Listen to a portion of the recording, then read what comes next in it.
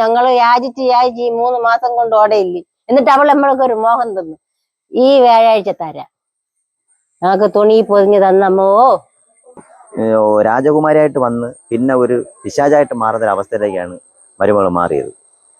എന്തുകൊണ്ട് ഇവർ മാറി നിൽക്കുന്നു, ഇവരെന്തുകൊണ്ട് അന്വേഷിക്കുന്നില്ല?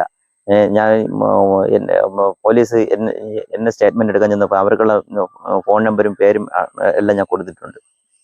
അത് പോലീസ് അതിന് സഹകരിക്കുന്നു തോന്നുന്നു, കാണുന്നു തോന്നുന്നു. ഞാൻ ഈ സംഭവങ്ങൾ ഇതല്ല, ഈ വാർത്തകൾ പുറത്തു വന്നപ്പോഴല്ലേ ഞാൻ കാണുന്നത്. എൻ്റെ കുഞ്ഞിനെ ആദ്യമായിട്ട് കാണുന്നത് മെഡിക്കൽ കോളേജിൽ പോകുമ്പോഴാണ് കാണുന്നത്. ചേതനയേറ്റ ശരീരമാണ് ഞാൻ കാണുന്നത്. അന്ന് ആ കുഞ്ഞിനെ പുറത്ത് കാണുമ്പോഴത്തേക്ക് പൊള്ളലുണ്ട്, കുറുവേറ്റ പാടുകളുണ്ട്. ആദ്യമായിട്ട് അവസാനമായിട്ട് കുഞ്ഞിനെ അവിടെ വെച്ചാണ് കാണുന്നത്. ഈ കുഞ്ഞിന്റെ അമ്മ അഖില ഇവിടെ ഉണ്ടായിരുന്നല്ലോ, മോന്റെ കൂടെ ഉണ്ടായിരുന്നു. എങ്ങനെയായിരുന്നു സ്വഭാവവും കാര്യങ്ങളും എന്ന് പറഞ്ഞാൽ നമ്മുടെ കൂടെ നിൽക്കുമ്പോഴത്തേക്കും അഖിലെ നല്ല രീതിയിലുള്ള സ്വഭാവം. അവൾക്കുള്ള ഒരു രീതി ഉണ്ടായിരുന്നെങ്കിൽ നമ്മളെ രീതിയിലേക്ക് അവൾ വഴങ്ങുന്ന ഒരു നല്ലൊരു കുട്ടിയായിരുന്നു അവളെ.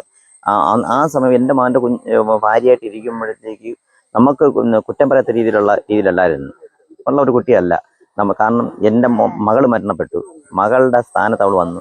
മകൾ അതേ പേരുള്ള ഒരു കുട്ടി വന്നപ്പോഴത്തേക്ക് നമ്മുടെ വലിയ സന്തോഷമായിരുന്നു.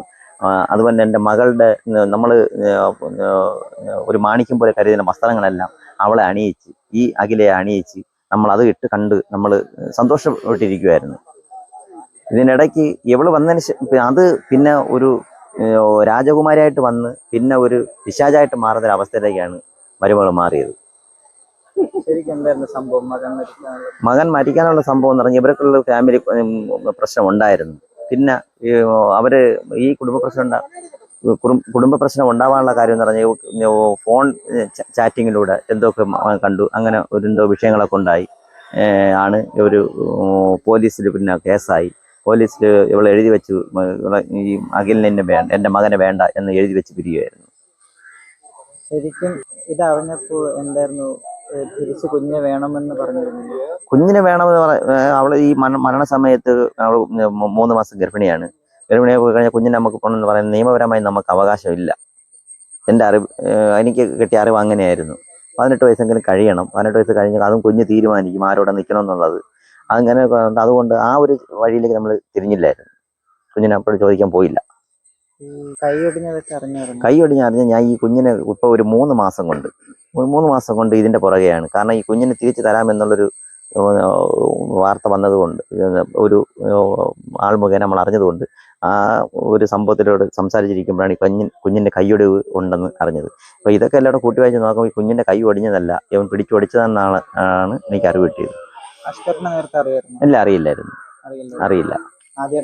ആദ്യമായിട്ടാണ് കാണുന്നത്. ഡാൻസ് ടീച്ചറുമായിട്ടുള്ള ബന്ധം? ഡാൻസ് ടീച്ചർ എൻ്റെ മകൻ ഈ ഡാൻസ് ഗ്രൂപ്പിൽ ഉണ്ടായിരുന്നു. അങ്ങനെയാണ് ഇവർ തമ്മിൽ ബന്ധപ്പെട്ട് ഈ വിവാഹം നടക്കുന്നത്. ഈ ഡാൻസ് ടീച്ചറുമായിട്ടുള്ള ബന്ധം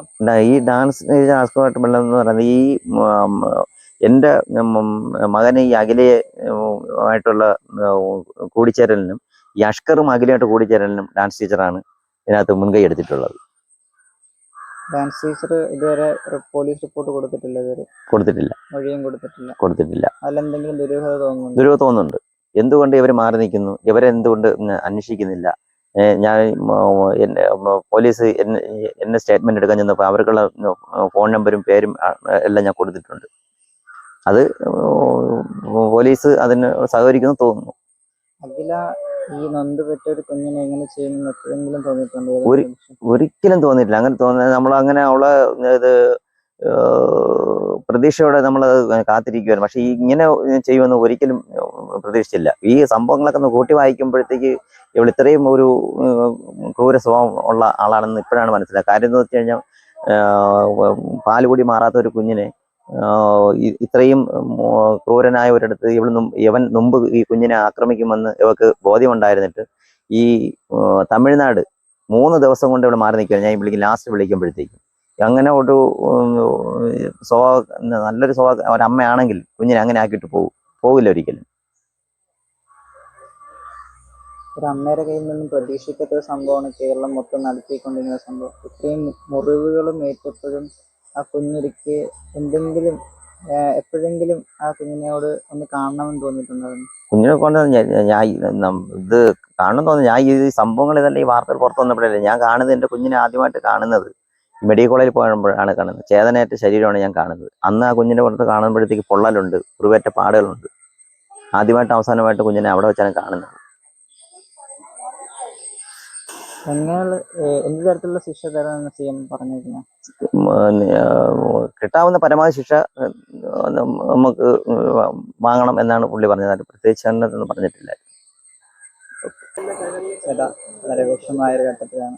ഇപ്പം മന്ത്രി വരെ വന്നിട്ട് എന്താ പറഞ്ഞ മന്ത്രി വന്നിട്ട്? മന്ത്രി പറഞ്ഞത് നമുക്ക് നിയമപരമായിട്ടുള്ള എല്ലാ സഹായം മന്ത്രിയുടെ ഭാഗത്തു നിന്നുണ്ടാകുന്നതാണ് പറഞ്ഞത്. അതോടൊപ്പം തന്നെ നമ്മുടെ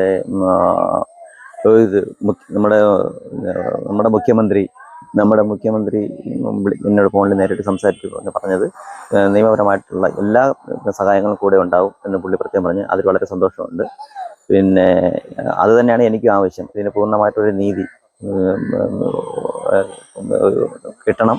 അതുപോലെ തന്നെ ഈ അവളും അവനും നമുക്ക് അർഹിക്കുന്ന ശിക്ഷ തന്നെ വാങ്ങിക്കൊടുക്കാനുള്ള ഒരു സംവിധാനം ഉണ്ടാക്കണമെന്ന് പ്രത്യേകിച്ച് പറയാനുള്ളത്.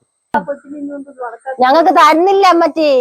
അയ്യോ, ഞങ്ങള് യാചിച്ച് 3 മാസം കൊണ്ട് ഓടയില്ലേ. എന്നിട്ട് അവൾ നമ്മൾക്ക് ഒരു മോഹം തന്നു, ഈ വ്യാഴാഴ്ച തരാം. ഞങ്ങൾക്ക് തുണി പൊതിഞ്ഞ് തന്നമ്മോ.